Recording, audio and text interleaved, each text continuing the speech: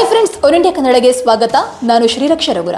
ಸ್ನೇಹಿತರೆ, ಭಾರತ ಮತ್ತು ಮಾಲ್ಡೀವ್ಸ್ ನಡುವಿನ ಗುದ್ದಾಟದ ಹೆಚ್ಚಿನ ಎಲ್ಲಾ ಮಾಹಿತಿಯನ್ನು ನಾವು ನಿಮಗೆ ನಮ್ಮ ಈ ಹಿಂದಿನ ವರದಿಗಳಲ್ಲಿ ಸಂಪೂರ್ಣವಾಗಿ ತಿಳಿಸಿಕೊಟ್ಟಿದ್ದೀವಿ. ಆದರೆ ಇದೀಗ ಭಾರತ ವಿರುದ್ಧವಾಗಿ ಚೀನಾವನ್ನು ಮೆಚ್ಚಿಸಲಿಕ್ಕೆ ಮಾಲ್ಡೀವ್ಸ್ ಪ್ರಯತ್ನಿಸಿ ಮಾಲ್ಡೀವ್ಸ್ ಚೀನಾ ಮತ್ತು ಭಾರತದ ನಡುವಿನ ಒಂದು ವಾರ್ ಫೀಲ್ಡ್ ಆಗಿ ಬದಲಾಗ್ತಾ ಇದೆ. ಆದರೆ ಈ ವಾರ್ ಫೀಲ್ಡ್ ಆಗಿ ಈ ಐಲ್ಯಾಂಡ್ ಹೇಗೆ ಬದಲಾಯಿತು ಅನ್ನೋದನ್ನ ನಾವು ಇವತ್ತು ಈ ವರದಿಯಲ್ಲಿ ನೋಡೋಣ. ಸ್ನೇಹಿತರೆ, ಜಾಗತಿಕ ತಾಪಮಾನ ಏರಿಕೆಯ ಕಾರಣದಿಂದಾಗಿ ಮುಂದೊಂದು ದಿನ ವಿಶ್ವ ಭೂಪಟದಿಂದಲೇ ಕಾಣೆಯಾಗುವಂತಹ ಅಪಾಯ ಎದುರಿಸ್ತಾ ಇರುವಂತಹ ಮಾಲ್ಡೀವ್ಸ್ ಈಗ ತನ್ನ ನೆರೆಯ ಬೃಹತ್ ದೇಶ ಭಾರತವನ್ನ ಎದುರು ಹಾಕೊಂಡು ಸಂಕಷ್ಟಕ್ಕೆ ಸಿಲುಕಿದೆ. ಮಾಲ್ಡೀವ್ಸ್ ಒಂದು ಆಯಕಟ್ಟಿನ ಸ್ಥಳದಲ್ಲಿರುವಂತಹ ದ್ವೀಪ ಸಮೂಹ ರಾಷ್ಟ್ರ. ಭಾರತ ಹಾಗೂ ಚೀನಾ ದೇಶಗಳ ಮಿಲಿಟರಿ ಶಕ್ತಿಯ ನೈಜ ಯುದ್ಧ ಭೂಮಿ.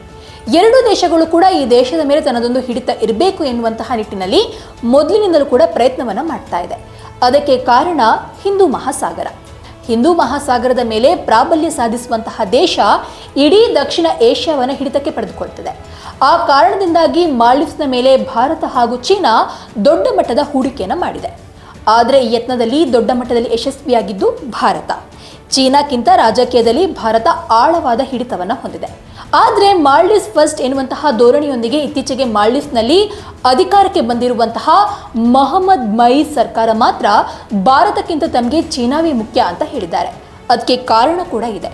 ಸಹಾಯದ ನೆಪದಲ್ಲಿ ಚೀನಾ ದೇಶ ಮಾಲ್ಡೀವ್ಸ್ ಅನ್ನ ತನ್ನ ಬೃಹತ್ ಸಾಲದ ಟ್ರ್ಯಾಪ್ನಲ್ಲಿ ಇರಿಸಿಕೊಂಡಿದೆ.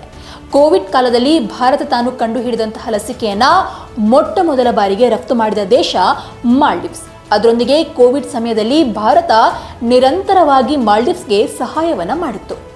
ತೀರಾ ಇತ್ತೀಚಿನವರೆಗೂ ಕೂಡ ಮಾಲ್ಡೀವ್ಸ್ ಭಾರತದೊಂದಿಗೆ ಉತ್ತಮ ಸಂಬಂಧವನ್ನೇ ಹೊಂದಿತ್ತು. ಇದನ್ನು ಕಂಡು ಹೊಟ್ಟೆ ಉರಿದುಕೊಳ್ತಾ ಇದ್ದಂತಹ ಚೀನಾ ಶ್ರೀಲಂಕಾ ಮೂಲಕ ಹಿಂದೂ ಮಹಾಸಾಗರದ ಮೇಲೆ ಪ್ರಾಬಲ್ಯವನ್ನು ಸಾಧಿಸುವ ಪ್ರಯತ್ನವನ್ನ ಮಾಡಿತ್ತು. ಆದರೆ ಚೀನಾದ ಉದ್ದೇಶ ಶ್ರೀಲಂಕಾಕ್ಕೆ ಅರ್ಥವಾಗ್ತಾ ಇದ್ದಂತೆ ಅದರಿಂದ ದೂರ ಉಳಿಯಲು ತೀರ್ಮಾನ ಮಾಡಿದೆ. ಹಾಗಾಗಿ ಈ ಪ್ರದೇಶದಲ್ಲಿ ಹಿಡಿತವನ್ನ ಕಾಯ್ದುಕೊಳ್ಳಲು ಮಾಲ್ಡೀವ್ಸ್ ಮೇಲೆ ಹಿಡಿತವನ್ನ ಸಾಧಿಸೋದು ಚೀನಾಗೆ ತುಂಬಾ ಅಗತ್ಯ ಅಂತ ಅನಿಸಿದೆ. ದಕ್ಷಿಣ ಏಷ್ಯಾದ ಹಲವು ರಾಷ್ಟ್ರಗಳಿಗೆ ಹೋಲಿಸಿದ್ರೆ ಮಾಲ್ಡೀವ್ಸ್ ತೀರಾ ಪುಟ್ಟ ರಾಷ್ಟ್ರ.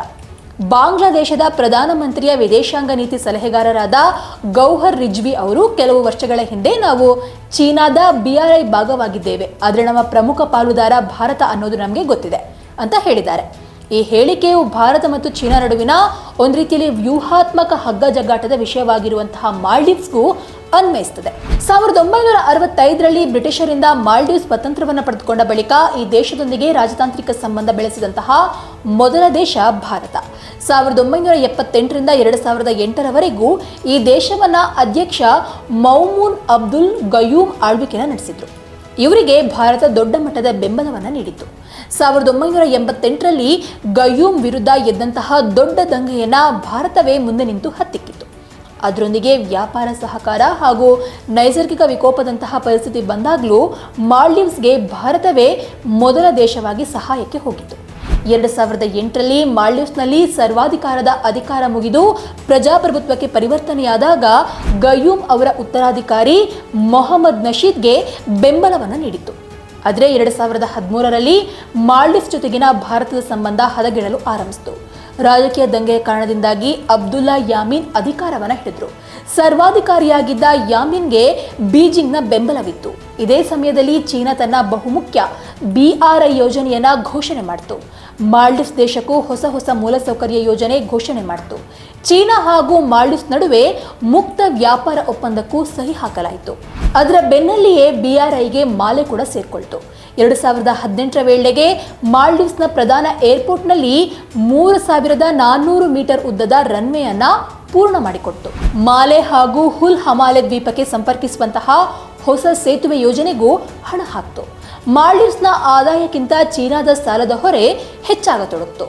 ಇಂದು ಮಾಲ್ಡೀವ್ಸ್ ಚೀನಾ ದೇಶವೊಂದರಿಂದಲೇ $1.5 ಬಿಲಿಯನ್ ಸಾಲದ ಹೊರೆಯನ್ನು ಹೊತ್ತುಕೊಂಡಿದೆ. ಇಡೀ ದೇಶದ GDPಯೇ $9 ಬಿಲಿಯನ್ ಕಡಿಮೆ ಇರುವಂತಹ ಮಾಲ್ಡೀವ್ಸ್ಗೆ ಇದು ಇನ್ನಷ್ಟು ಒಂದು ರೀತಿಯಲ್ಲಿ ಕಂಟಕವಾಗಿ ಪರಿಣಮಿಸಿದೆ. 2018ರಲ್ಲಿ ಭಾರತ ಬೆಂಬಲಿತ ಮೊಹಮ್ಮದ್ ಇಬ್ರಾಹಿಂ ಸೋಲಿಹ್ ಅಧಿಕಾರಕ್ಕೇರಿದ ಬಳಿಕ ಭಾರತ ಮಾಲ್ಡೀವ್ಸ್ ಸಂಬಂಧ ಇನ್ನಷ್ಟು ವೃದ್ಧಿಯಾಗಿದೆ. ಇಂಡಿಯಾ ಫಸ್ಟ್ ಎನ್ನುವಂತಹ ನೀತಿಯನ್ನ ಸೋಲಿಹ್ ಹೊಂದಿದ್ರು. ಚೀನಾದ ಜೊತೆಗಿನ ಮುಕ್ತ ವ್ಯಾಪಾರ ಒಪ್ಪಂದದಿಂದ ಹೊರಬಂದ್ರು.